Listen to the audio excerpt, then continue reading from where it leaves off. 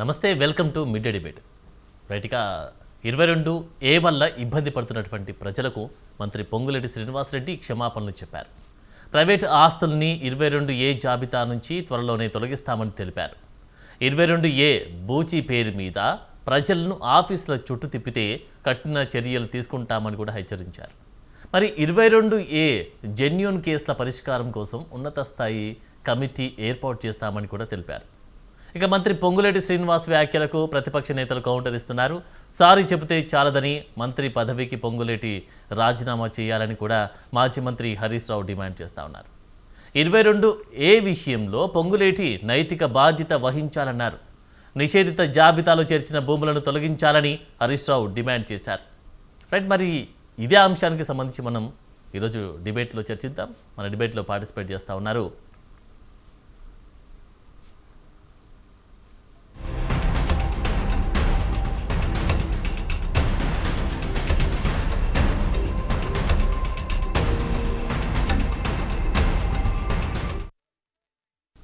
Right. ఇక 22Aకి సంబంధించి మనం చర్చిద్దాం. మన చర్చలో పాల్గొంటున్నారు జంగయ్య గారు, విశ్లేషకులు, అలాగే డాక్టర్ శివకుమార్ గారు, కాంగ్రెస్ రాష్ట్ర అధికార ప్రతినిధి, ఇక పోలేపల్లి రామూర్తి గారు, బీఆర్ఎస్ రాష్ట్ర నాయకులు, అన్నం రామరెడ్డి గారు, బీజేపీ రాష్ట్ర నాయకులు. రైట్గా వీరు మనతో యాడ్ అవుతారు. ముందుగా రామరెడ్డి గారితో మాట్లాడదాం. రామరెడ్డి గారు, మీరు చెప్పండి, మొత్తానికైతే ఈ 22A జాబితాకు సంబంధించినటువంటి విషయంలో కూడా పొంగులేటి శ్రీనివాసరెడ్డి క్షమాపణలు కూడా చెప్పారు. సో అంటే ఇది అవకతవకలు జరిగాయి అనేటువంటి విషయం కూడా కొంచెం క్లియర్గా అర్థమవుతున్నటువంటి వైనంగా కనిపిస్తూ ఉంది. దీనికి సంబంధించి హరీష్ రావు కూడా కౌంటర్ చేస్తూ ఉన్నారు. దీనికి సంబంధించి మీరేమంటారు? నమస్తే అండి. మీకు గెస్ట్ ప్యానెల్లో ఉన్న గెస్ట్లకు, స్వతంత్ర టీవీ ప్రేక్షకులకు శుభ సాయంత్రం. ఏంటంటే ఇది ఇంతకుముందు కేసీఆర్ ధరణి పేరుతో ముంచితే ఇప్పుడు కాంగ్రెస్ ప్రభుత్వం భూభారతి పేరుతో భూహారతి చేస్తూ 22Aను కూడా దానికి అదనంగా జోడించి ప్రజలకు నరకం చూపిస్తుండ్రు. పొంగులేటి రేవంత్ రెడ్డి ఎప్పుడు తప్పు ఒప్పుకోరు. అలాంటి పొంగులేటి ఇప్పుడు క్షమాపణలు చెప్పిందంటే ఎంత ఘోరంగా జరిగినాయి ఆ తప్పులు. మొత్తం బయటికి ఎక్స్పోజ్ కావడంతో ప్రజలు నరకం చూస్తుండ్రు. ఆఫీసులో చుట్టూ నెలల కొద్ది తిరగలేక దాంతో విధి లేని పరిస్థితుల్లో క్షమాపణ చెప్పిండు. ఇంకో యాక్షన్ ఏం చేస్తుండంటే, ఎవరైనా 22A పేరు మీద ప్రజలను తిప్పితే ఆఫీసుల చుట్టూ కఠిన చర్యలు తీసుకుంటామంటున్నారు. మరి 22Aలో పెట్టించి రిజిస్ట్రేషన్ చేయిస్తారా? అవి తీయకుండా ఆఫీసర్లు ఎవరైనా రిజిస్ట్రేషన్ చేస్తారా? చేస్తే వాళ్ళ ఉద్యోగం పోదా? ఇప్పుడు వాళ్ళ కట్టచర్యలని ఉట్టి ప్రజలను దగా చేయడం కోసమే మాటలు. నువ్వు 22A నుంచి తొలగిస్తే తప్ప అవి రిజిస్ట్రేషన్ కావు. ఇవి ముఖ్యంగా హైదరాబాద్, రంగారెడ్డి, మేడ్చల్, సంగారెడ్డి, యాదాద్రి భువనగిరి జిల్లాలో చాలా పెద్ద సంఖ్యలో ఉన్నాయి. మిగతా జిల్లాలో కూడా ఉన్నాయి.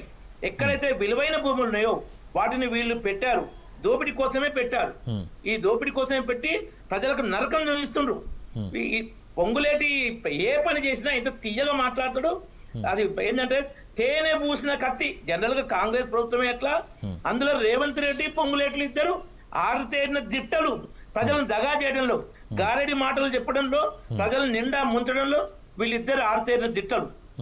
ఇంతకుముందు కేసీఆర్ కూడా మాటల గారెడితో చాలా నరకం చూస్తే ప్రజలు కేసీఆర్ పీడ వదిలించుకుంటారు. మళ్ళీ వీళ్ళను ఆ కేసీఆర్ మీద కోపంతోనే కాంగ్రెస్ ని గెలిపించారు తప్ప కాంగ్రెస్ మీద పాజిటివ్ కూడా ఎక్కలేదు. అందుకే రెండోసారి కాంగ్రెస్ దేశంలో ఏ రాష్ట్రంలో గెలవడం లేదు. ఏ రాష్ట్రంలో 60 అసెంబ్లీ ఎన్నికలైనా 28 రాష్ట్రాలు గత 12-13 సంవత్సరాలు ఏ ఒక్క రాష్ట్రంలో కాంగ్రెస్ రెండోసారి గెలవడం. ఎందుకంటే వాళ్ళ పాలన అంత దరిద్రంగా ఉంటుంది.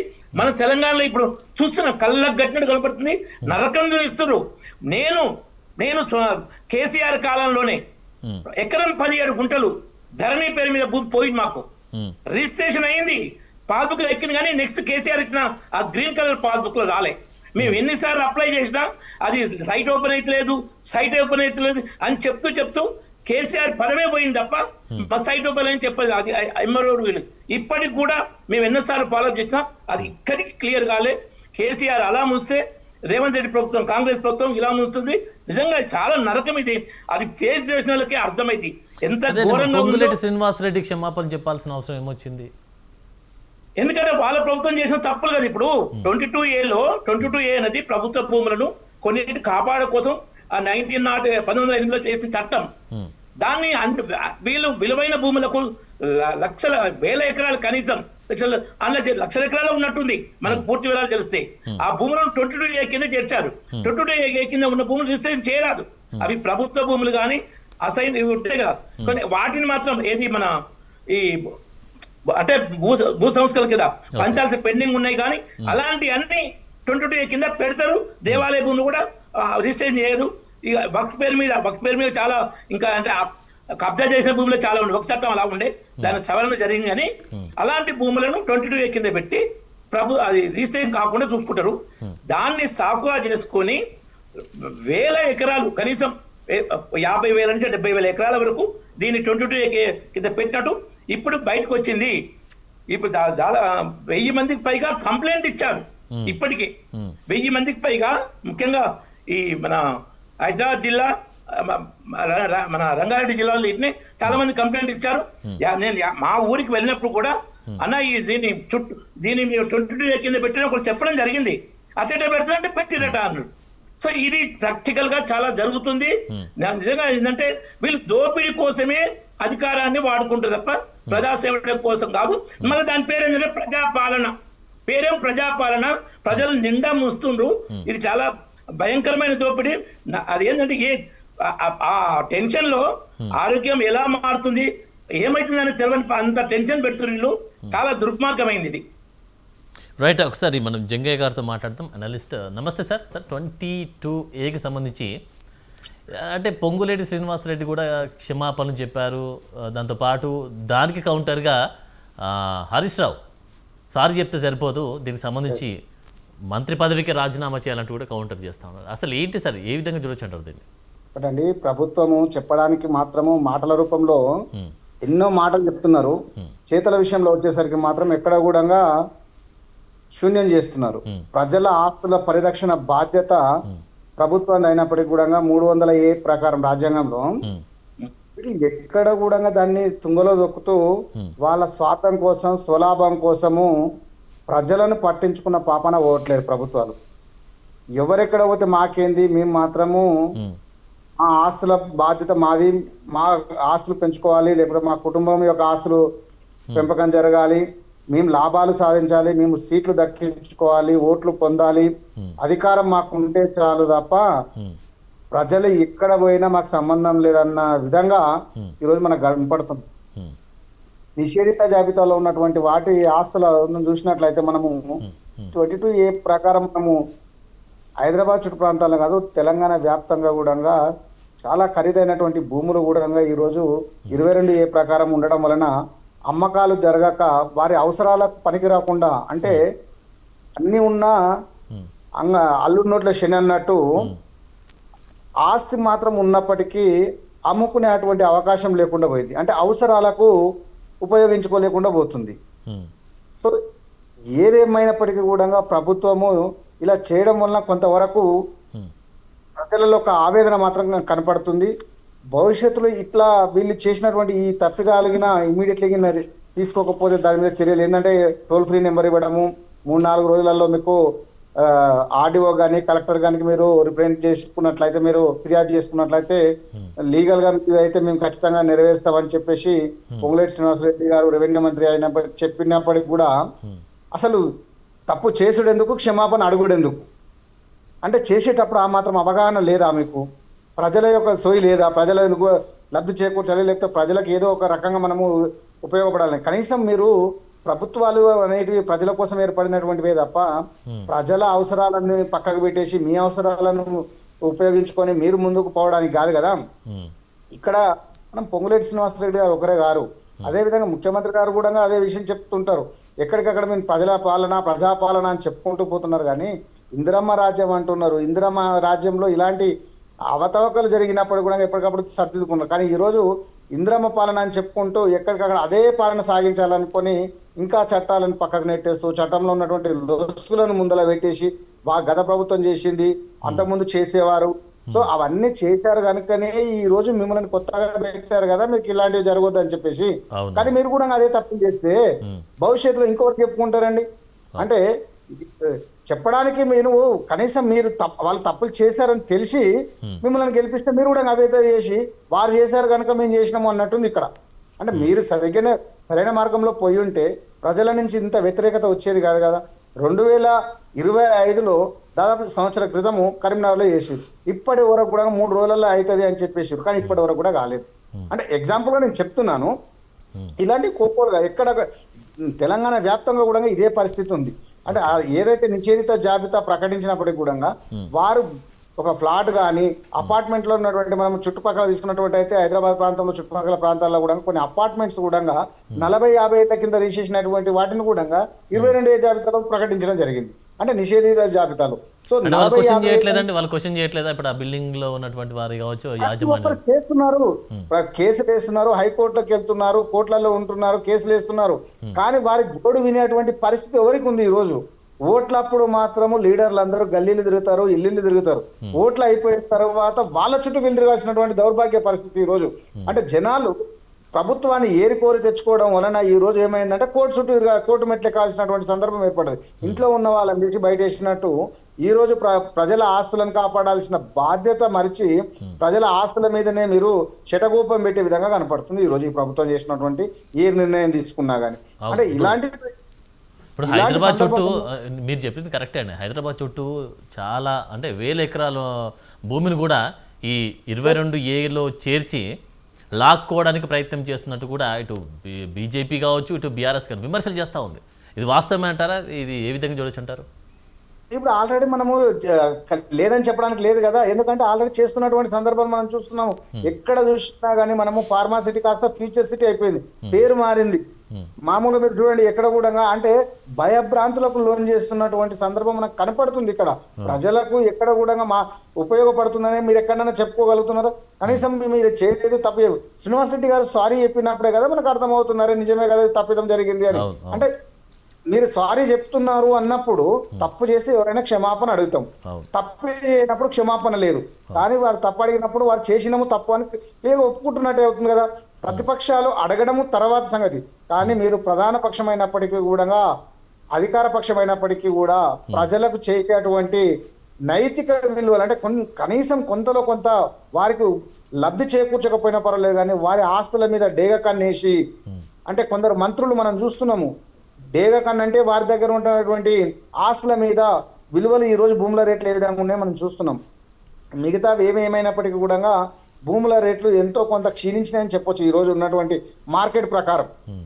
అంటే మార్కెట్లో రేటు తక్కువ ఉన్నప్పటికీ కూడా అవసరాలకు అమ్ముకుందామంటే ఇదొక నిషేధిత జాబితాలో ఉండడం వలన అక్కడ ఉన్నప్పటికీ కూడా ఎవరు అప్పు ఇచ్చేటువంటి పరిస్థితి లేదు. ఒక రైతుకు కానీ ఒక సామాన్యుడు ఒక ప్లాట్ ఉన్నా కానీ అది నిషేధిత.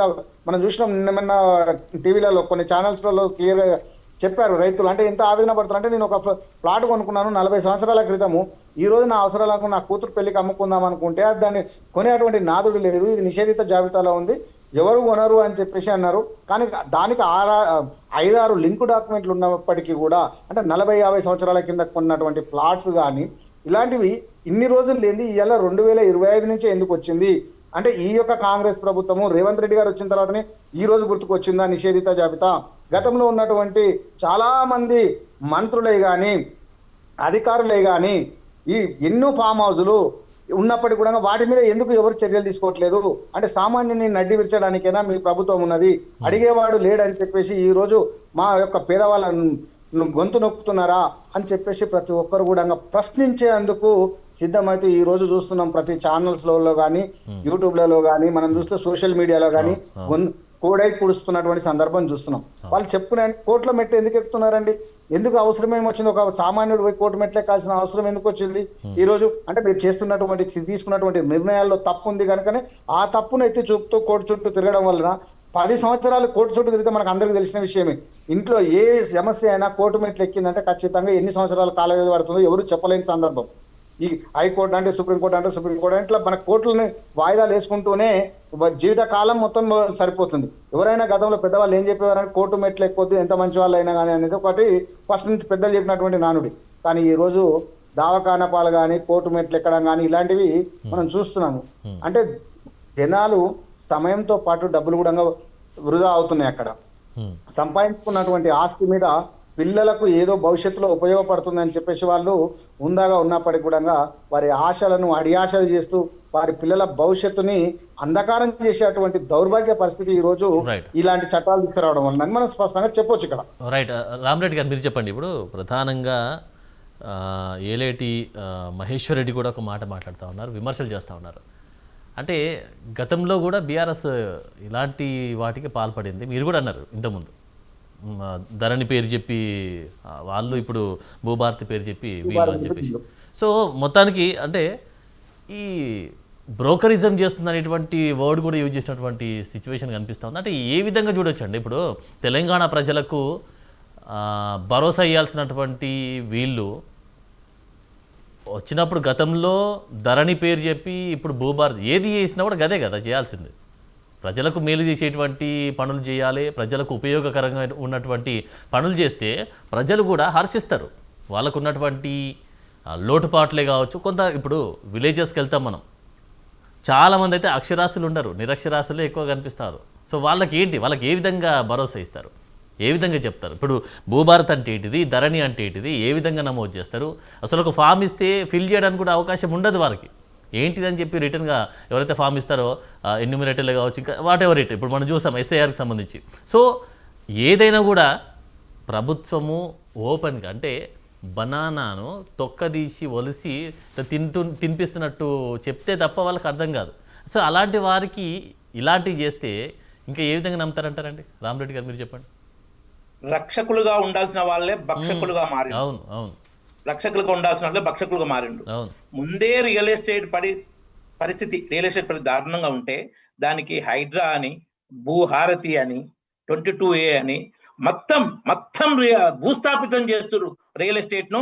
రియల్ ఎస్టేటే కాకుండా సామాన్యుల భూమి, వ్యవసాయ భూములు, తర్వాత తన సొంత ఇల్లు 200 గజాలు దాంట్లో ఇల్లు కట్టుకోవాలన్నా ఇది బ్యాంక్ లోన్ తీసుకున్నాను, బ్యాంక్ లోన్ ఇయ్యదు. ఏదైనా బిడ్డ పెళ్ళి ఉంది, లే కొడుకు చదువులు, పిల్లల చదువులు ఆయన అమ్ముకొని పరిస్థితి. మహా నరకంగా వేస్తారు ఇల్లు, మామూలు కాదు ఇది. ఇంతమంది జంగయ్య గారు చెప్పారు బాగానే. సో ఏంటంటే వీళ్ళు మేము వచ్చింది కేసీఆర్ ను మించి ఇంకా దోపిడీ చేద్దాం అన్నట్టుంది ఇలా పని. పొంగులేటి ఇంతకు ముందు స్థానిక సంస్థల ఎన్నికల టైంలో ఒక ఆడియో లీక్ అయింది. ఏంటంటే ఉద్యోగ సంఘాల నాయకులకు మీరు ఈ ఎన్నికల్లో కాంగ్రెస్ అనుకూలంగా పనిచేయాలని వాళ్ళతో వాళ్ళ ఫోన్లో మాట్లాడి చెప్పినట్టు. ఆ విషయం దీనిలో ప్రెస్ కాన్ఫరెన్స్ లో మాట్లాడితే ఇప్పుడు మా గవర్నమెంట్ లో కూడా ఫోన్ ట్యాపింగ్ చేస్తారని ఒక జోక్ టైప్ లో చేసి దాన్ని కొట్టిపడేసిండ్రు. కాంగ్రెస్ బీఆర్ఎస్ వాళ్ళు ఫోన్ ట్యాపింగ్ వాళ్ళు చేయటోళ్ళు కాబట్టి దాని మీద వాళ్ళు మళ్ళీ ఏం మాట్లాడలే. ఆడ క్షమాపణ చెప్పాలి. ఉద్యోగ సంఘాల నాయకులు అంటే వాళ్ళు ఉద్యోగస్తులే. ఉద్యోగస్తులను కూడా ఎన్నికల్లో, స్థానిక సంస్థ ఎన్నికల్లో తమకు అనుకూలంగా పనిచేయమని ఆదేశించరు. ఆ తప్పు ఆడియో బయటపడ్డా అది ఆడియో నాది కాదనిలే, ఆయనే ఒప్పుకున్నాడు. కానీ ఫోన్ ట్యాపింగ్ ఎందుకు చేసింది అన్నాడు. అది ఫోన్ ట్యాపింగ్ కాదు. ఆ ఉద్యోగ సంఘాల సమావేశంలో ఏది చెప్పిన దగ్గర ఒక ఉద్యోగ సంఘ నాయకుడు దాన్ని బయటికి లీక్ చేశారు, వాళ్ళకి రికార్డు చేసి. ఎవరు ఇప్పుడు ప్రతిపక్షాలకు ఫోన్ ట్యాపింగ్ చేసే అవకాశాలు ఉంటాయా? కానీ అటువంటి దొరికిన తప్పును కూడా ఆయన ఇంకా తిప్పికొట్టి ఇప్పుడు క్షమాపణ చెప్పిందంటే ఎంత ఘోరమైన తప్పులున్నాయో, ఇంకా బయటకు రాని ఘోరాలు ఎన్ని ఉన్నాయో. అది ఈయన క్షమాపణ చెప్పిన పరిస్థితి అంటేనే అర్థం చేసుకోవాలి. వీళ్ళు మామూలు కాదు. మా ఇద్దరు, రేవంత్ రెడ్డి అంతే, మొదలు కాంగ్రెస్ పార్టీ అంతే. రేవంత్ రెడ్డి కానీ పొంగులెడ్డి కానీ గారడి మాటలు చెప్తారు, అరచేతులు స్వర్గం చేయిస్తారు. అరచేతులు స్వర్గం చేయించి ప్రత్యక్ష నరకం మనం వాళ్ళకి తీస్తాం. సో ఇది నిజంగా చాలా దారుణము. 22A అనేది ఏంటంటే అదే మన ప్రభుత్వ భూములు, అసైన్డ్ భూములు, ఏదైనా వివాదాస్పద భూములు, తర్వాత ఈ గుళ్ళ భూములు, వీటన్నిటిని ఎందుకంటే అది పెట్టకపోతే వీళ్ళు రిజిస్ట్రేషన్ ఆఫీస్ లో ఏమైనా చేస్తారు. రెవెన్యూ డిపార్ట్మెంటు, రిజిస్ట్రేషన్ డిపార్ట్మెంటు అవినీతికి అడ్డాగా ఉన్నాయి మన తెలంగాణలో. ఏ మాత్రం ఇంతకుముందు ఈ ఎల్బీ నగర్ లో, ఇప్పుడు నేను ఉంటుంది ఎల్బీ నగర్ లో 57 అని ఒక సర్వే నెంబరు రిజిస్ట్రేషన్ చేయకూడదని జీవో రిజిస్ట్రేషన్ ప్రభుత్వం. ఇది ఏ సంవత్సరం అంటే 20 ఏళ్ళ కింద దాదాపు జీవో ఇష్యూ చేస్తే ఆ ప్రభుత్వం వాళ్ళు సబ్ రిజిస్ట్రార్ ఏం చేసిన 57A అని పెట్టి రిజిస్టర్ చేశాడు. ఏ లేదు, యాక్చువల్ 57A సర్వే నెంబరే లేదు. కానీ రిజిస్టర్ ఆఫీస్లో ఏందండి మేము ఏమైనా చేస్తామని చెప్పాడు ఆయన. నేను చూశాను, వేరే వాళ్ళకి ఇచ్చాను, మాది ఇచ్చేటప్పుడు ఆయన వేరే చూసి మేము ఏమైనా చేస్తామన్నాడు. అట్లా అటువంటి వాళ్ళే ముందు ప్రజలను దోచుకుంటారు, మళ్ళీ వీళ్ళు దాన్ని 22 ఏళ్ళ పెడితే ఈ ప్రజలకి నరకం కనపడదా? వీళ్ళు మరీ ఘోరం అండి. చెప్పాలంటే అది చెప్పలేనని ఉన్నాయి వీళ్ళ దారుణాలు. జంగే గారు మీరు చెప్పండి, ఇప్పుడు ఈటల రాజేందర్ కానీ ఎర్రటి మహేశ్వర్ రెడ్డి కానీ అంటే ఈ హరీష్ రావు కానీ ఇటు కౌంటర్ విసురుతున్నటువంటి వైనం కనిపిస్తూ ఉంది. ఒకవైపు ఏమో, మరొక వైపు ఈ మధ్యకాలంలో అయితే కాంగ్రెస్ గవర్నమెంట్ మీద విమర్శలు వస్తూ ఉన్నాయి. భూములకు దందాలు చేస్తూ ఉన్నారంటూ కూడా ఉన్నటువంటి పరిస్థితులు కనిపిస్తూ ఉన్నాయి, విమర్శలు చేస్తూ ఉన్నారు. మరొక వైపు ఏమో సంక్షేమ పథకాలు కూడా, హామీలు కానీ సంక్షేమ పథకాలు కానీ అసలు ఈ గ్యారంటీకి సంబంధించి ఏది కూడా సక్సెస్ఫుల్గా లీడ్ చేయట్లేదు అంటూ చెప్తా ఉన్నారు, విమర్శిస్తూ ఉన్నారు. సో మరి తెలంగాణ ప్రజలు అన్ని గమనిస్తూ ఉంటారు కదా. సో మరి ఇలాంటి పనులు చేస్తే రాబోయే రోజుల్లో, అంటే వారు విమర్శిస్తూ ఉన్నారని కదా తెలంగాణ ప్రజలు గమనిస్తూ ఉన్నారు, రాబోయే రోజుల్లో మళ్ళీ ఓట్లు అడగడానికైనా మళ్ళీ ఏదైనా ఇన్ఫర్మేషన్ ఇవ్వడానికైనా వెళ్తే ప్రజలు యాక్సెప్ట్ చేస్తారా? మీరు చెప్పండి. 100% అండి. ప్రభుత్వంలో ఒకటి ఏంటంటే, ఒక విషయం ఏంటంటే, ప్రభుత్వంలో మీరు అన్నట్టు ఎలక్షన్లలో ఇచ్చినటువంటి హామీలన్నీ పక్కకు పెట్టేసి స్వలాభం కోసం మాత్రమే వీళ్ళు చేస్తున్నటువంటిది చూస్తున్నాం మనం. సంక్షేమ పథకాలు అయినప్పటికీ కూడా ఎక్కడికక్కడ కూడా చేయకుండా వాటిని పోస్ట్ పోన్ చేస్తూ 1-2 చేసి హామీలు నెరవేర్చినము అని చెప్పేసి 420 హామీలు ఇచ్చినటువంటి సందర్భం మనం చూసిన మేనిఫెస్టోలో పెట్టినటువంటి అంశాలు కాంగ్రెస్ పార్టీ. ఈ 420 హామీలలో 1-2 నెరవేర్చి మిగతా అన్ని కూడా నెరవేరుస్తాము, ఇంకా టైం ఉంది అని అంటారు. దాదాపు 3 సంవత్సరాల కాల వ్యవధి అయినప్పటికీ ఇంకా ఉన్నటువంటి 2 సంవత్సరాల్లో 1 సంవత్సరం ఎలక్షన్ టైంకే సరిపోతుంది వాస్తవానికి. ఇంకా వీళ్ళకు ఉన్నటువంటి టైం 1 సంవత్సరం. మరి 420 హామీలలో ఎన్ని నెరవేర్చిరు అని చూస్తే నాకు తెలిసి 10% కూడా లేవు. ఎక్కడ ఒక 5% అప్రాక్సిమేట్లీ చెప్పుకుంటే ఒక 5-10 ఫుల్ ప్లెడ్జ్డ్గా అయి ఉంటాయి. మిగతావన్నీ కూడా సగం సగం ఆరంభ శూరత్వం మాత్రమే అయ్యింది తప్ప ఎక్కడ కూడా నెరవేర్చినట్టయితే లేదు. సో ప్రజలు మనం చూస్తున్నాం ఎలక్షన్స్లలో ఎక్కడ కూడా వన్ సైడ్ తీర్పు మాత్రం రావట్లేదు. మనం చూసుకున్నటువంటి ఏ ఎలక్షన్ తీసుకున్నా కానీ ఎంతసేపు ఏంటంటే అరాకొర రిజల్ట్తోనే బయటపడుతున్నటువంటిది అధికార పార్టీ అయినప్పటికీ. మనం బై ఎలక్షన్స్ తీసుకున్నా కానీ గ్రామాల్లో తీసుకున్నా ఎక్కడ చూసినప్పటికీ అంటే ఇట్లా ప్రతి ఒక్క చోట కూడా రాష్ట్ర వ్యాప్తంగా ప్రజలలో ఒక ఆలోచన విధానం ఏర్పడింది. మనం దేనికోసం మనము ప్రభుత్వం చెప్పినటువంటి మాటలు ఏంది, ఈ రోజు వారు తీసుకున్నటువంటి చర్యలు కానీ వాటి తీసుకుంటున్నటువంటి సంక్షేమ పథకాల్లో ఇంప్లిమెంటేషన్ ఏ విధంగా తీసుకుంటుంది, ఎందుకు చేయలేకపోతుంది. కేసీఆర్ గారు చేసినటువంటి సందర్భంలో అంతకు మించి చేస్తానని చెప్పినటువంటి రేవంత్ రెడ్డి గారు వాటిని కూడా అమలు పరచకుండా పెండింగ్ పెట్టడం మనం చూసుకున్నాము. ఆల్రెడీ ఇంతకుముందు గతంలో రైతు బంధు కానీ రుణమాఫీ కానీ ఏ విధంగా వచ్చింది, రైతులకు ఏ విధంగా అందింది, ఇప్పుడు ఏ విధంగా వస్తుంది అని చెప్పేసి. అంటే ప్రజలు ఏం చేస్తున్నారంటే కంపారిజన్ చేసుకుంటున్నారు. ఇంతకుముందు పెన్షన్ ఎంత వస్తుండే, ఇప్పుడు 2000 రూపాయలు ఉండే, నేను 4000 చేస్తా అన్నారు, మరి ఎందుకు రావట్లేదు. ఇట్లా ప్రతిదీ ఒకదానికి ఒకటి. ఉద్యోగాలు చూసుకున్నా కానీ యువతకు మేము ఇంతకుముందు 2 లక్షల ఉద్యోగాలు ఇస్తా అని చెప్పేసి ఎల్బినార్ స్టేడియంలో పెట్టి రేవంత్ రెడ్డి గారు అదే మనకు రాహుల్ గాంధీ గారిని ఇన్వైట్ చేసి మీటింగ్లు పెట్టడం జరిగింది. ధర్నాలు చేస్తున్నటువంటి అశోక్ నగర్ చౌరస్తాకు వెళ్ళడం కానీ, ఎస్యూకి కానీ ఓయూకి కానీ ముఖ్యమంత్రి కాకముందు అధికారం కోసం ప్రతి ఒక్క దగ్గరికి వెళ్ళారు. కానీ అక్కడ ఇచ్చినటువంటి హామీలు తుంగలో తొక్కి ఈరోజు ఏదేమైనప్పటికీ కూడా చేస్తామా అధికారం శాశ్వతం కాదు కదండి. ఇప్పుడు మనం ఎన్ని చెప్పాము ఏంటి అనేది కూడా ప్రతిదీ నోటెడ్, ఖచ్చితంగా నోట్ చేసే ఉంటుంది. సో అధికారం శాశ్వతం కాదు కాబట్టి ఖచ్చితంగా గతంలో కూడా రేవంత్ రెడ్డి చాలా సందర్భాల్లో చెప్పినటువంటి సిచ్యువేషన్ అంటే 10 సంవత్సరాలు ఈ సీటు నాదే, మేమే పాలిస్తామని చెప్పినటువంటి పరిస్థితి కనిపిస్తూ ఉంది. సో మరి ఇలాంటివి చేస్తే ఆ సీట్ కన్ఫర్మ్ అయ్యే అవకాశం ఉందా?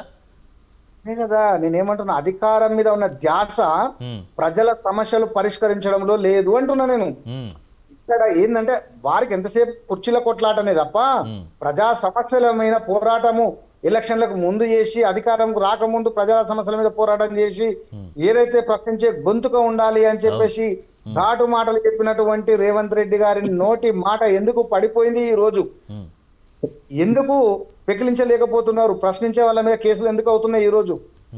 మీరు చూసుకున్నట్టే జర్నలిస్టులు కానీ ప్రతిపక్షాలు కానీ సామాన్యుల మీద కూడా కేసులు అయినటువంటి సందర్భము, స్టూడియోలలోకి వెళ్ళేసి కూడా వారిని అరెస్ట్ చేసినటువంటి సందర్భము, ఆడవారు మగవారు అని చూడకుండా కూడా మీకు తెలిసిన విషయం ఆ విషయాలు ఇక్కడ.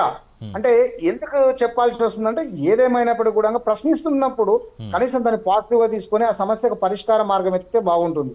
కానీ సమస్యలకు పరిష్కార మార్గం ఎత్తకపోకుండా ప్రశ్నించే వాళ్ళు ఎట్లా మీరు ప్రశ్నిస్తారు అని చెప్పేసి కేసులు పెట్టడం కూడా దౌర్భాగ్య పరిస్థితి. ప్రజలు కూడా ఆలోచిస్తున్నారు. ఈ రోజు ఇంతకుముందు గతంలో ఇంత అవేర్నెస్ లేదు పబ్లిక్ లో, ఇంత మీడియా సపోర్ట్ ఎక్కడ కూడా లేదు వాళ్ళకు. ఈ రోజు సోషల్ మీడియా వచ్చిన తర్వాత ప్రతి ఒక్కరి చేతిలో ఒక ఆయుధం లాగా తయారైంది ఒక ఫోన్, మొబైల్. ఏ చిన్న సమస్య అయినప్పటికీ కూడా వాళ్ళు వీడియో తీస్తున్నారు, ఎక్కడికక్కడ కూడా తెలియజేస్తున్నారు. ఇవాళ మనం జంజీ ఉద్యమం తీసుకున్నట్లయితే మనము మన ఢిల్లీలో ఒక కేంద్ర మంత్రి రాజీనామా చేసేటువంటి పరిస్థితి తీసుకొచ్చింది. వాళ్ళకి ఎవరు సపోర్ట్ చేసారు, దేనికోసం చేసారు వాళ్ళు అంటే మనకు తెలుస్తుంది. అంటే ప్రజలు తిరగబడితే ఏ విధంగా ఉంటుంది, ఎవరి పదవులు అధికారాలు ఎప్పటికి కూడా శాశ్వతం కావు. మీరు చేసేటువంటి పనిలో ఖచ్చితత్వం కానీ ఏదైనా మీరు చేసినటువంటి పని తప్పుడు పని జరిగినట్లయితే ఖచ్చితంగా శిక్షిస్తాము.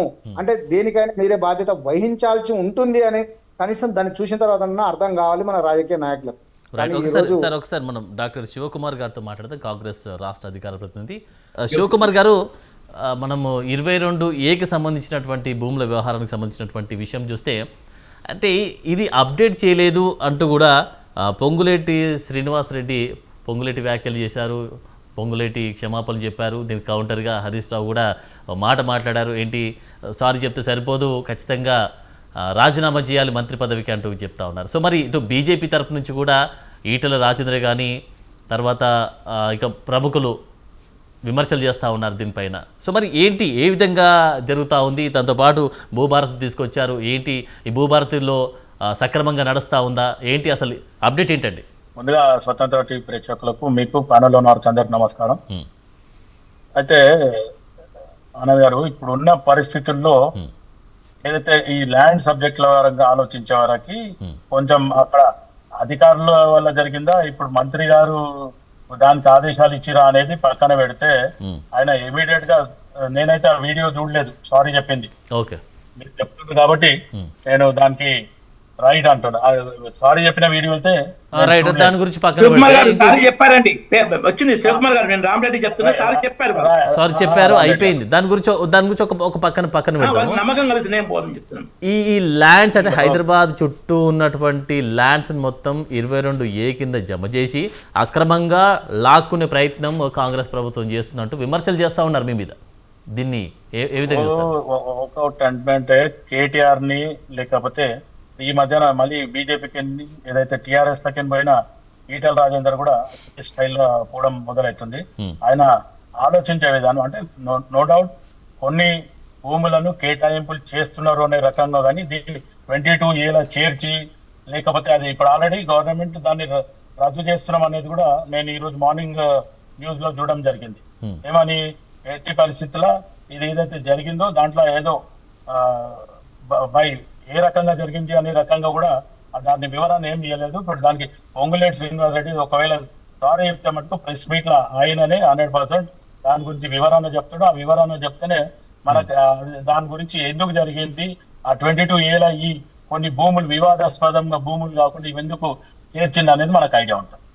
అదే అండి, ఇప్పుడు అక్రమంగా లాక్కుంటారు అంటూ విమర్శలు చేస్తూ ఉన్నారు. ఇప్పుడు ప్రజలకు సంబంధించినటువంటి, ఇప్పుడు మన జంగే గారు చెప్పారు, సో అవుట్స్కట్స్లో ఉన్నటువంటి ల్యాండ్సే కానీ అందులో ఉన్నటువంటి బిల్డింగ్స్ని సైతం, అందులో కట్టుకున్నటువంటి బిల్డింగ్స్ సైతం అక్రమంగా లాక్కునే ప్రయత్నం చేస్తున్నారు కాంగ్రెస్ గవర్నమెంట్ అంటూ విమర్శలు చేస్తూ ఉన్నారు.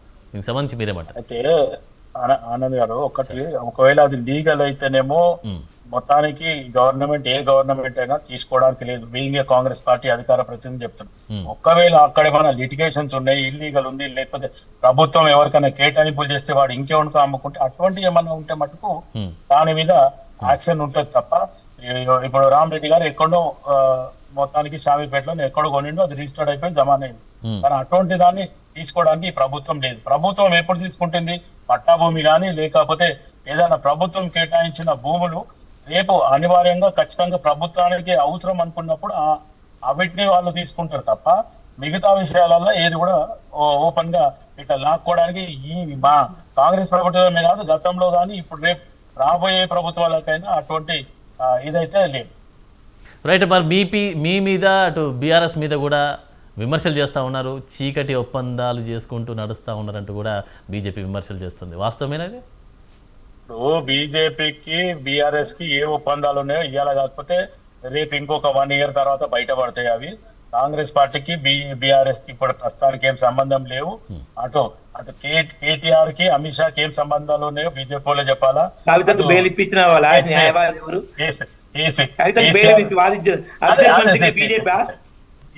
ఒకటి రామరెడ్డి గారు ఆయన అడ్వకేట్ పరంగానే పోయినా అని చెప్పిండు తప్ప నేను కాంగ్రెస్ పార్టీ బీఆర్ఎస్ చేస్తా అనే రకంగా అయితే ఏం పోలేదు. ఇది అయితే అభిషేక్ సంఘవి ఏదైతే ఉందో ఆయన సుప్రీంకోర్టు అడ్వకేట్ కాబట్టి ఆ దిశగా పోయిందో అది ఓకే. కానీ కాంగ్రెస్ పార్టీ తరఫుగానే నేను అడ్వకేట్ గా పోతున్నానని ఎక్కడ చెప్పలేదు. అదే అడ్వకేట్ ఆయన కొట్లాడిండు దానికి. కాకపోతే మేము రాజ్యసభ పంపించారు కదా తెలంగాణ నుంచి, అది అయిపోయినాక లేదు రాజ్యసభ కాంగ్రెస్ పార్టీ నుంచే కవితకు బెయిల్ ఇప్పించారని తెలంగాణ పంపించరా? బీఆర్ఎస్ వాళ్ళు పంపించలే కదా, కాంగ్రెస్ పార్టీ అక్కడ అవకాశం ఉంది కాబట్టి. ఇప్పుడు కర్ణాటకని మొన్న మా ఎవరు ఇన్ఛార్జ్ గారిని పంపిస్తామనే రకంగా కూడా మధ్యప్రదేశ్ కని పంపిస్తామని చెప్పింది. తర్వాత పవన్ కేరాని కర్ణాటకని పంపించాం. అది కాంగ్రెస్ పార్టీ వ్యవహారాల శాఖ చూసుకుంటది, హైకమాండ్ చూసుకుంటది. దానికి మనం వేరే రకంగా ఆలోచించేది ఏం లేదు రామరెడ్డి గారు. ఎందుకంటే అభిషేక్ సంఘవి ఎవరైతే అడ్వకేట్ గా సుప్రీంకోర్టు అడ్వకేట్ గానే పోయిండు తప్ప. రైట్. ఇంకో విషయం అండి, ఇప్పుడు ప్రజల ఆస్తిని కాపాడాల్సినటువంటి ప్రభుత్వమే బ్రోకరిజం చేస్తుందంటూ, లాక్కుంటుందంటూ, దౌర్జన్యంగా అక్రమంగా లాక్కొని ప్రజల నుంచి భూములను లాక్కుంటుందంటూ కూడా ఏలేటి మహేశ్వర్ రెడ్డి కూడా ధ్వజమెత్తున్నటువంటి వైనం కనిపిస్తూ ఉంది. దీనికి సంబంధించి మీరేమంటారు?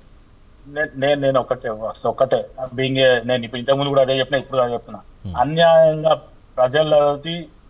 అన్యాయంగా ఎవరు కూడా అట్లా లాక్కోవడానికి లేదు. ఎందుకంటే ప్రజలకు ఏ ప్రభుత్వమైనా మేలు చేస్తా అని ఓట్ల ముందు హామీలు ఇచ్చిండ్రు. అది మనం ఏదైతే మేనిఫెస్టోలో పెట్టినామో అది మనం ప్రజలకు ఇచ్చిన హామీలు కాబట్టి మనం బాండెడ్ గా ఉండాలో అవి ఖచ్చితంగా పూర్తి చేయాలనే రకంగానే నేను మాట్లాడడం. అధికారంలోకి వచ్చినప్పుడు ఒక మాట, లేకపోతే అధికారంలో లేనప్పుడు ఒక మాట మాట్లాడడం అయితే అది తగదు, మంచి పద్ధతి కాదు. అంటే మీరు చెప్పారు మేనిఫెస్టోలో ఏది పెట్టారో అది చేస్తూ ఉన్నారంటూ చెప్తా ఉన్నారు. సో అది చేయట్లేదు, అసలు ఏం సక్సెస్ఫుల్గా లీడ్ అవ్వట్లేదు అంటూ కూడా విమర్శలు చేస్తూ ఉన్నారు మీ మీద. ఏదైతే 2500 రూపీస్ నెక్స్ట్ ఈ మధ్యనే అనౌన్స్ చేస్తామని చెప్పి ముఖ్యమంత్రి గారు మళ్ళీ మాట్లాడడం జరిగింది. దాని తర్వాత పెన్షన్స్ ఏవైతున్నాయో అవి కూడా ఏదైతే 2000 4000 ఖచ్చితంగా చేస్తారు. అవి చేసినాకనే మిగతా కార్యక్రమం చేయమని చెప్పి హైకమాండ్ నుంచి కూడా ఉంది. నేను ఆల్రెడీ భయాన్న ఏఐసిసికి మెరిట్స్ అండ్ డిమెరిట్స్ పంపించడం జరిగింది. అభివృద్ధి ఏం జరిగింది, ఏం జరగాలి, ఏం జరుగుతుంది అనేది హైకమాండ్ రాయడం జరిగింది. వాళ్ళ నుంచి ఈరోజు ముఖ్యమంత్రి గాని మంత్రులకు గాని ఆదేశాలు వచ్చినాయి. ఖచ్చితంగా ఇప్పుడు ఉన్న ఇన్ఛార్జ్ మీనాక్షి నటరాజన్ గారు కూడా టైట్ గానే వ్యవహరిస్తున్నారు. ఎమ్మెల్యేగా ఉన్న వాళ్ళు, మంత్రులు ఉన్న వాళ్ళు, మిగతా వాళ్ళు చేస్తున్న చూసి కాంగ్రెస్ పార్టీలో మంత్రి కాని వాళ్ళు, ఎమ్మెల్యే కాని వాళ్ళు ఎటువంటి విమర్శలు చేస్తున్నారో చూస్తే మనకు వీళ్ళ దోపిడీ ఏందో అర్థమవుతుంది. వాళ్ళు దోపిడీ చేసుకుంటూ మాకు మంత్రి పదవి రాకపోయే అని కోమటిరెడ్డి రాజగోపాల్ రెడ్డి డబ్బులు పెట్టి టికెట్ తెచ్చుకుంటాని చిన్నారెడ్డి మాజీ మంత్రి ఇప్పుడు ఆయన దేనికి నామినేటెడ్ పోస్ట్ లో ఉన్నాడు.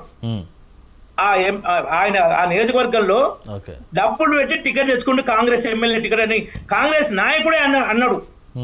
మనకి ఇంతకుముందు షబ్బీర్ అలీ కూడా అన్నాడు, డబ్బులు మూటరాప చెప్తేనే ఇంకో ఘోరమైన పని చేస్తేనే కాంగ్రెస్ పార్టీలో పదవులు ఇస్తారని. ఆ విధమైన వస్తున్నాయంటే అంతకుముందు రేవంత్ కూడా చెప్పిండు కాంగ్రెస్ అంటే అవినీతి కాంగ్రెస్ అని. దానికి ఏంటంటే అవన్నీ ఉండగా ప్రజలను ఇక ఏది దొరకలేదని, ఏంటంటే కేసీఆర్ ప్రభుత్వం భరించలేని అప్పులు చేసి పెట్టింది. అయినా వాళ్ళకి అప్పుడు తెలిసిన అధికార దాహంతో అడ్డగోలు హామీలు ఇచ్చారు. మరి ఇన్ని అపూర్వంగా మీరు హామీలు ఎట్లా అమలు చేస్తారంటే మాకు అనుభవం లేదా, మేము ఆ ఆదాయం సృష్టిస్తాం, హైదరాబాద్ ఆదాయం పెంచుతాం అదే అని చెప్పి ఇప్పుడు ఏంటంటే 100 రోజుల్లో 2 లక్షల ఉద్యోగాలు అన్నారు. ఉద్యోగాలు లేని వాళ్ళకు నిరుద్యోగ భృతి అన్నారు. 6 నెలల్లో మొత్తం అన్ని హామీలు అమలు చేస్తామన్నారు. 6 నెలలు 32 నెలలు అయిపోయి దాదాపు ఇప్పుడు అంటే 5 పైగా అయిపోయిన టైము. ఇప్పటికి ముఖ్యమైనది ఇంకా ఏమన్నాడు రేవంత్ రెడ్డి, ఒక్క నెల ఆగితే 4000 వృద్ధాప్య పెన్షన్ అండు, ఒక్క నెల ఆగితే 15,000 రైతు బంధు అండు, 2 కార్లు రైతు బంధు ఎగ్గొట్టిర్రు. ఇప్పుడు ఇంకోటి కళ్యాణ లక్ష్మి షాదీ వరకు 1,00,000 రూపాయలే కాకుండా తులం బంగారం ఇస్తామండు. ఇప్పుడు కోర్టుకు ఆ కౌంటర్ లేకుండా ఆ రూపాయలు ఇచ్చేది కూడా ఆపేసారు. కోర్టు స్టే ఇచ్చింది. అవును. ఆ కావాలని వీళ్ళు ఆ రూపాయలు కూడా ఎగ్గొట్టే ప్రయత్నం. ఏది మన ఆరోగ్యశ్రీ డబ్బులు బకాయిలు ఉన్నాయి, ఫీజు రియంబర్స్మెంట్ బకాయిలు ఉన్నాయి. అయినా మూసీ సుందరీకరణకి ఇంత ఖర్చు పెడతాం, ఫ్యూచర్ సిటీకి అంత ఖర్చు పెడతామని వీళ్ళ రియల్ ఎస్టేట్ దోపిడీ, వీళ్ళ కమిషన్ల కోసం ఇప్పుడు తప్ప ప్రజలకు ఇచ్చిన హామీలు అమలు చేయట్లేదు. ప్రజల భూములను మింగడానికి భూహారతిని తీసుకొచ్చారు. భూహారతి సరిపోదన్నట్టు 22A కింద కూడా చేస్తున్నారు. హైడ్రాతో నిజంగా భయంకరంగా రియల్ ఎస్టేట్ ఉపయోగింది. అక్కడ ఓవైసీల బిల్డింగు ఏదైతే కేసీఆర్ టైంలో అనుమతులు లేకుండా కేసీఆర్ ప్రభుత్వం ఆపలేదు, మీరు కట్టుకోండి, మేము అనుమతులు ఇవ్వలేము ఎందుకంటే చెరువు మధ్యలో అని చెప్పి వాళ్ళు కట్టుకొనిస్తే వీళ్ళు ఏంటంటే అది చెరువు మధ్యలో కనబడుతుంది కాబట్టి చెరువు ఇంకో దిక్కు పూడ్చండి ఒక దిక్కు మట్టితో పూడిపించి అంత చేసి అది చెరువు FTL లేదని స్టేట్మెంట్ ఇచ్చిన ప్రభుత్వం. ఎంత దారుణం అంటే చెరువు మధ్యలో నోట్ల మట్టి పోసినట్టు మట్టి పోసి కట్టి అదొక బిల్డింగ్ ను అది మొదలు నోటీస్ ఇచ్చిన హైడ్రా మీరు చెరువు లోపల ఉంది కూలగొడతామని. ఇప్పుడు హైడ్రా కూడా ఏంటంటే FTL పరిధిలో లేదంటుంది. హైకోర్టు ఎన్నిసార్లు అడిగినా GHMC మీరు ఆ బిల్డింగ్ లో పర్మిషన్ ఇచ్చినట్టే రిప్లై ఇవ్వలే, ఇప్పుడు కూడా చేస్తున్నారు. సో ఇంత దారుణంగా చేస్తూ వాళ్ళు దోసుకుంటూ ప్రజలను కూడా వదిలిపెట్టకుండా ఈ 22A ద్వారా మొత్తం నరకం చూపిస్తున్నారు. ఇది భరించలేంది, చెప్పాలంటే చెప్పలేని కష్టాలు ఉన్నాయి ఇంట్లో ప్రజలకు. అప్పుడు కేసీఆర్ అదే ధరణితో చేస్తే వీళ్ళు భూహారత్వం చేస్తున్నారు. 22A అదనం ఇంకా ఎన్ని చేస్తారో. ఇంకోటి ముఖ్య విషయం ఏంటంటే ఎన్నికలప్పుడు వచ్చి హామీలు ఇచ్చిన ప్రియాంక గాంధీ, రాహుల్ గాంధీ ఏమన్నా మా ప్రభుత్వం ఏమన్నా హామీలు అమలు చేసినా అని ఎంక్వైరీ చేసిందా? దాదాపు సంవత్సరం కిషన్ రెడ్డి గారు సోనియా గాంధీకి లేఖ రాశారు, మీ ప్రభుత్వం హామీలు అమలు చేయట్లేదు, మీరు ఎప్పుడైనా రేవంత్ రెడ్డి అడిగారా అని. లేదు, మా రైతులు ఆ ధాన్యం అమ్మేటప్పుడు ఆ ఎండలకు అకాల వర్షాలకు నరకం చూస్తుంటే అప్పుడు కూడా ఎప్పుడైనా వీళ్ళు రాహుల్ గాంధీ కానీ ప్రియాంక గాంధీ కానీ సరే సోనియా గాంధీ ఆరోగ్యం బాగాలేదు పెద్ద మనిషి అనుకుందాం, వచ్చి ఎంక్వైరీ చేసిరా తెలియ మళ్ళీ ఏ ముఖం పెట్టుకొని వచ్చి ఎన్నికల ప్రచారం చేస్తారు. ఇన్ని కష్టాలు పడుతుంటే వాళ్ళకు బాధ్యత లేదా? మా పార్టీ నాయకులు రావట్లేదా? ఏ రాష్ట్రంలోనైనా అట్లాంటి సమస్య ఉందా? వీళ్ళ పదవుల కోసం 9 మంది క్యాబినెట్ పోస్టులు, ఏది వేరే అడ్వైజర్లు 9 మంది అడ్వైజర్లు అండి. ఒక రాష్ట్ర ప్రభుత్వానికి 9 మంది 8 మంది. నాకు మంత్రి పదవి లేదు. మంత్రి పదవి అంటే మన ఇక్కడ మన ఆదిలాబాద్ జిల్లా మంచిర్యాల ఎమ్మెల్యేకు ఆయన క్యాబినెట్ పోస్టు, హనుమంతరావు గారి క్యాబినెట్ పోస్టు. వీళ్ళు ఏమైనా పనిచేస్తారా? కేంద్రంలో నామినేటెడ్ 2 అడ్వైజర్లు, Ajit Doval national security adviser ఎంత అద్భుతంగా పనిచేస్తుండో. వీళ్ళకి అధికారం కోసమే, హోదా కోసమే ఆ సుదర్శన్ రెడ్డి కూడా ఇచ్చినట్టు బోధన ఎమ్మెల్యేకు.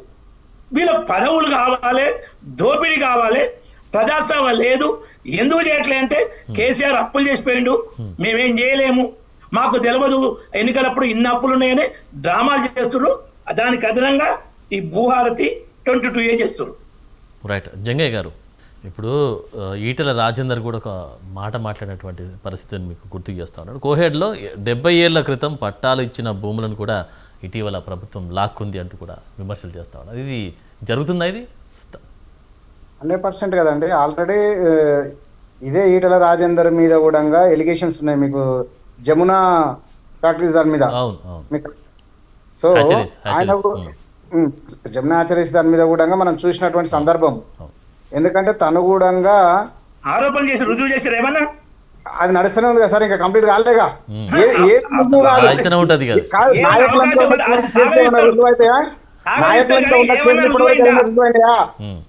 అదే ఇప్పుడు ఏదైనా రుజువు అయితే చెప్పాలి. ఏదైనా సార్ ప్రతిదీ కూడా మీరు చూస్తున్నారు. ఏ కేసులో అయినా ఇంతవరకు రుజువు అయ్యి ప్లెయిన్ లెటర్ తీసుకొచ్చుకున్నారా? ఎవరైనా క్లీన్ చీట్ ఉందా ఎవరికన్నా? ఏవైనా రేవంత్ రెడ్డి కేసే 10 ఏళ్ళు దాటిపోయింది, 11 ఏళ్ళు. మరి అదే నేను చెప్పింది, నేను పార్టీలకు అతీతంగా నేను చెప్తాను. ఇప్పుడు కాంగ్రెస్, బీజేపీ, ఏ పార్టీ అని ఉండనియండి, ఏ నాయకుడు ఉన్నప్పటికీ కూడా క్లీన్ చీట్ ఇప్పటి వరకు వచ్చిందా?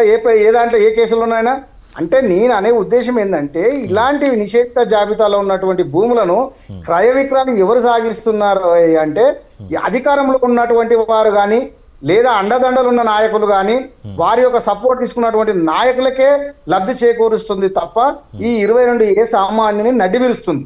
కానీ అధికారంలో ఉన్న వాళ్ళకో లేకపోతే వేరే వాళ్ళకో ఉపయోగపడుతుంది అనేది ఇక్కడ స్పష్టంగా అర్థమవుతుంది. గతంలో మనం చూసుకున్నాము ఎక్కడ కూడా ఎవరైనా కానీ మంచి నాయకత్వం ఉంటే నిజంగా కూడా వద్దన్నా కానీ ప్రజలు గెలిపించుకుంటారు. మాకు ఒక నాయకుడు కావాలి, మాకు ఇలాంటి పరిపాలన కావాలి అని. కానీ ఈ రోజు చూస్తున్నటువంటిది ఏదైనా తిరిగి ఒక ఎమ్మెల్యే కానీ ఒక ప్రభుత్వం రావాలంటే కూడా ఎంత కష్టపడాల్సి వస్తుందో మనం చూస్తున్నాం ప్రజల్లో. అంటే ప్రజలకు మంచి చేస్తే ఖచ్చితంగా గుర్తుంచుకుంటారు, చెడు చేసినా కానీ అదే విధంగా గుర్తుంచుకుంటారు. ఆ విషయం మనకు అందరికి తెలిసిన విషయమే. ఎందుకంటే ప్రజాస్వామ్యంగా మన ప్రజాస్వామ్య యుద్ధంలో ఉన్నాం కనుక ప్రజలకు ఇచ్చినటువంటి హామీలు కానీ అదేవిధంగా ప్రజలకు ఇచ్చినటువంటి మేనిఫెస్టో పెట్టినటువంటి అంశాలు కానీ వారికి అందాల్సినటువంటి సంక్షేమ పథకాలు సమయానికి అందిస్తే బాగుంటుంది. కానీ అలా కాకుండా సమయం అందిన తర్వాత సమయం అయిపోయిన తర్వాత మీరు ఓ ఎగ్జాంపుల్ చెప్పాలంటే వర్షం వచ్చినప్పుడు గొడిగిస్తే మంచిగా ఉంటుంది, కానీ వర్షం వెళ్ళిపోయిన తర్వాత గొడిగిస్తే వాడిని ఏం చేసుకుంటారండి? అంటే వీళ్ళు ఇచ్చేటువంటి సంక్షేమ పథకాలు మనం రైతు బంధు తీసుకుంటాము, పంట పండిన తర్వాత మధ్యలో ఎప్పుడో తీసుకొచ్చి ఇస్తా అంటే ముందు విత్తనాలు పంచుకోవడానికి కావాలి కదా రైతు బంధు అనేది. రైతు అంటే ఇట్లా ఎగ్జాంపుల్ గా చెప్పుకుంటే ప్రతిదీ కూడా ఏదైనా ఆకలి అయినప్పుడు అన్నం పెడితే ప్రతి ఒక్కరికి కూడా గుర్తుంటుంది. కానీ ఆకలినే తీరిన తర్వాత నువ్వు ఒక విషయం జంగయ్య గారు, మీరు గత అదేది కిసాన్ సమ్మాన్ నిధి వచ్చిన కాంచి పంట ఆరంభంలోనే మోడీ గారు కిసాన్ సమ్మాన్ నిధి వేసి ఆ పెట్టుబడి పెట్టే టైంలో 3 బాగా వేసి ఇస్తున్నారు. ఎక్కడ ఆలస్యం కాలే, ఏ కిస్తూ ఎగ్గొట్లే. నేనేమంటున్నా రామరెడ్డి గారు, ఎక్కడ కూడా మనం అనుకుంటున్నాము అంటే ఒక బీజేపీ ప్రభుత్వం ఉన్నటువంటి రాష్ట్రాలలోనే ఇస్తుందా, అన్ని రాష్ట్రాలలో ఇస్తుందా అంటే ఉన్నటువంటి అంటే సవతి తల్లి ప్రేమ కూడా కొన్ని చోట్ల చూపిస్తున్నటువంటి సందర్భం మనకు తెలుసు. మీకు ఆ విషయము పథకం ఒకటే కాదు, మిగతా పథకాలు మమతా బెనర్జీ గవర్నమెంట్ లో ఉన్న బెంగాల్ కి ఇచ్చారు. మమతా బెనర్జీ ముఖ్యమంత్రి ఉన్నప్పుడు సార్ ఇప్పుడు తెలంగాణ రాజకీయంగా ఓడిస్తాం, అది వేరే. నేను అనేది అదే, ఇప్పుడు తెలంగాణలో ఎంత మనకు నిధులు వస్తున్నాయి, అదేవిధంగా మీరు ఏ బీజేపీ ప్రభుత్వం ఉన్న అధికారంలో ఉన్నటువంటి రాష్ట్రాలకు ఎన్ని నిధులు వెళ్తున్నాయి మీకు తెలియని విషయమా? మన రాష్ట్రం ఎందుకు 12 సంవత్సరాల్లో 12 లక్షల కోట్లు తెలంగాణకి ఇవ్వడం ఖర్చు జరిగింది. ఛాలెంజ్ చేస్తున్నా, ఎవరు అడుగుతున్నారు రండి అంటే ఎవరు పోలేవు. 6 లక్షల కోట్లు కూడా కేంద్రానికి తెలంగాణ నుంచి, అయినా 12 లక్షల కోట్లు ఇవ్వడం జరిగింది. నేను అనేది అదే సార్, మీరు కంపారిజన్ చేయండి ఏ రాష్ట్రాలకు ఎంత పోతుందో. తీసుకున్నప్పుడు శ్వేతపత్రం వచ్చినప్పుడు కదా కేంద్రం ఏ రాష్ట్రానికి ఎన్ని నిధులు ఇచ్చిందని తెలిసేది. కానీ ఇవాళ మనం తీసుకున్నట్లయితే ఖచ్చితంగా కేంద్రము అధికారంలో ఉంటూ తెలంగాణకు కొంతవరకు మనకు సవితల ప్రేమ చూపించిందని స్పష్టంగా చెప్పింది. ఎందుకంటే అధికారంలో లేని ఏ రాష్ట్రంలోనైనా నేను ఈ విషయంలో మీరు గుజరాత్ వచ్చినాయా, మొన్న మేళ వచ్చినప్పుడు నిధులు మనకు వచ్చినాయా? అదే రేవంత్ రెడ్డి గారు ఏంటంటే మన్మోహన్ సింగ్ పిఎం గారు ఉన్నప్పుడు మీకు గుజరాత్ ఎట్లిచ్చారో మాకు ఇవ్వంటే ఆ విధంగా ఇస్తే మీకు సగం కూడా రావు అన్నారు మోడీ గారు. అంత అన్యాయం చేసినా మేము తేడా చూపించలే అని చెప్పారు మోడీ గారు. తెల్లారేమన్నా రేవంత్ రెడ్డి ఏమైనా ప్రెస్ కాన్ఫరెన్స్ పెట్టి మాకు అన్యాయం చేశారు అన్నాడా? అనలేదే. నేను ఏమంటున్నానండి, ఇవి రాజకీయాలు మాటలకు మాత్రమే పరిమితం అవుతున్నాయి. మీరు అన్నట్టు నిజానికి కూడా ఉంటే ఈ రోజు ఉన్నటువంటి సందర్భం మనము ఎన్ని కంపెనీలు మనకు రావాలి, ఎందుకు రిటర్న్ పోతున్నాయి మిగతా రాష్ట్రాలకు, ఎందుకు పక్క రాష్ట్రాలకు ఎందుకు వెళ్ళిపోతున్నాయి అంటే కాంగ్రెస్ ప్రభుత్వం మన రాష్ట్రంలో ఉండడం వలన. జంగయ్య గారు రామరెడ్డి గారు ఒకటి ఆలోచించాలా, మొత్తానికి బీజేపీ ప్రభుత్వం వచ్చి 12 సంవత్సరాలు అయింది. విభజన హామీ చట్టం ఎందుకు చేయలేదు? సంవత్సరానికి 2 కోట్ల ఉద్యోగాలు ఇస్తున్నారు, అవి ఎక్కడ పోయినాయి? కాలాధన్ నాయంగి అన్నారు ఎక్కడ పోయింది? అచ్చేది నాయంగి అని ఎక్కడ పోయింది? మొత్తానికి ఇట్లా ఆలోచిస్తూ ఏ పార్టీ అయినా, ఇప్పుడు జగన్ గారు చెప్పినట్టు గత ప్రభుత్వం కానీ లేకపోతే బీజేపీ 12 సంవత్సరాల ప్రభుత్వం కానీ ప్రజలకు ఇస్తా అన్న మెరుగైన సేవలు అయితే ఇస్తలేరు. వాళ్ళు ఎవరన్నా ఉండని గతంలో చాయ్ వాలా ఈరోజు ఫ్లైట్లలో తిరగడము, లేకపోతే మష్రూమ్ ఫ్లైట్లలో తెచ్చుకోవడము, లేకపోతే 30 లక్షల సూట్ వేయడము, ఇవన్నీ చాయ్ వాలా వేసుకునే ప్రైమ్ మినిస్టర్ ఫ్లైట్ లో తిరగకూడదా? ఏ చాయ్ వాలా ఫ్లైట్ లో తిరగడం ఏంటండి?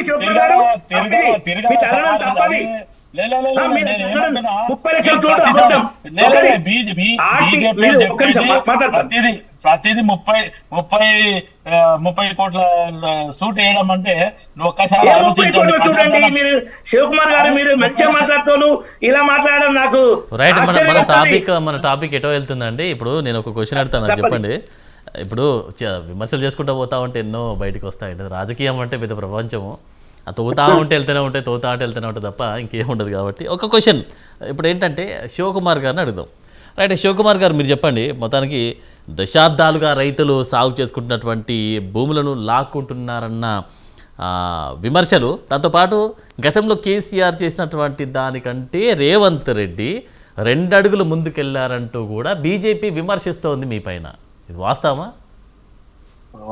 బీజేపీ ప్రభుత్వం ఆశతోనుంది. తెలంగాణ అన్ని రాష్ట్రాలలో మేము ఏకనాథ్ షిండేలను చేస్తాము, తెలంగాణ అవకాశం వస్తలేదు. ఇప్పుడు ఎట్టి పరిస్థితుల్లో తెలంగాణ మీద కన్నేసి పెట్టారు కాబట్టి మేము తెలంగాణ మీద ఏదో ఒక వ్యాఖ్యలు చేయాలనే రకంగా వాళ్ళు మాట్లాడడం తప్ప రుజువులు ఉంటే చూపేయండి. ఆల్రెడీ 22A అది మొత్తానికి అబాలిష్ చేస్తామని చెప్పిన తర్వాత ఇక దాని గురించి మాట్లాడి కూడా వేస్ట్. ఎందుకంటే ఆల్రెడీ మంత్రి గారే ఈ రోజు క్షమాపణ చెప్పింది అనేది మీ టైటిల్ చూసిన. ఇప్పుడు ఇంకా చెప్పలేదు, త్వరలో అని చాలా మోసం చేసారు కేసీఆర్, అదే పని చేసాడు. ఇలా త్వరలో అనేది దగా కోల్పడం ఏ టైం లోపల చేస్తారు, చాలా చేశాడు. చెప్పండి, ఈ రోజే కావచ్చు, రేపే కావచ్చు, నెక్స్ట్ ఇయరే కావచ్చు, టైం చెప్పండి. ఎన్ని రోజులు, 4 రోజుల 10 రోజులు చెప్పండి. ఏది ఈ 22A తప్పుడు వచ్చిన వాటిని తొలగించడం ఏ టైం లోపల చేస్తారు చెప్పండి. 3 రోజులు 5 రోజుల టైం అని పెట్టిండు కదా ఆయన. అబాలిష్ చేస్తామని చెప్పి అన్నాడు, తీసేస్తామన్నాడు. అబాలిష్ చేస్తామని చెప్పిన తర్వాత మళ్ళీ వెనక్కి పోయేది ఏముండదు. అది కూడా మీడియా సమక్షంలో చెప్పడం జరిగింది అంటారు. ఒక మంత్రి మీకు అబాలిష్ చెప్పిండ్రు అనే రకంగా మీరు మాట్లాడుతుంటే ఇంకా దాన్ని వెనక్కి పోయేది ఉంటే ప్రతిపక్షాలు కోవు, అటు ప్రజలు ఆల్రెడీ ఇటువంటి దాన్ని ఎవరు కూడా 4,000 పెన్షన్ అన్నారు, వృద్ధాప్య పెన్షన్ చెప్పలేదా? మీరే తరపుదా చేసిరా? అది వేరు, హామీలు వేరు. అది హామీ అంటే అవి అంతేనా? ఇప్పుడు నేను ఓపెన్ గా చెప్పిన తులం బంగారం అయితే ఖచ్చితంగా ఇయ్యకపోవచ్చు. ఎందుకంటే మేనిఫెస్టోలో పెట్టినప్పుడు 30 నుంచి 50,000 ఉంది. ఇప్పుడు తులంన్నర 1,50,000 రూపాయలు తులం ఉంది. కాబట్టి ఇది ఇయ్యరు అనేది నేను చాలా డిబేట్లలో చెప్పిన, మనకి ఇప్పుడు కూడా చెప్తున్నా. 2,500 ప్లస్ పెంచే ఏదైతే పెన్షన్లు ఉన్నాయో అవి ఖచ్చితంగా జరుగుతాయి. అది ఖచ్చితంగా చేయాలని చెప్పి కూడా ఎంత పెండింగ్ ఉంది అంతా ఇస్తారా?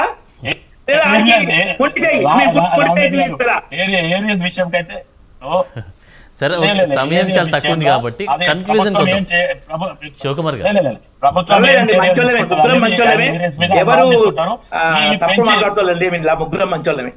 రైట్. ఒకసారి కన్క్లూజన్ చివరికి వచ్చినాం కాబట్టి శివకుమార్ గారు మీరు చెప్పండి. ఇప్పుడు పొంగులేటి క్షమాపణలు చెప్పడం, వదిలేయడం, ఇప్పుడు రామరెడ్డి గారు చెప్పినట్టు త్వరలోకి ఒక పులి స్టాప్ ఉండాలి. కామాలు పెట్టుకుంటూ పోతే ఎన్నో పెట్టుకోవచ్చు, పులి స్టాప్ అనేది ఉండాలి కదా. సో దానికి పులి స్టాప్ పెట్టే అవకాశం కనిపిస్తుంది.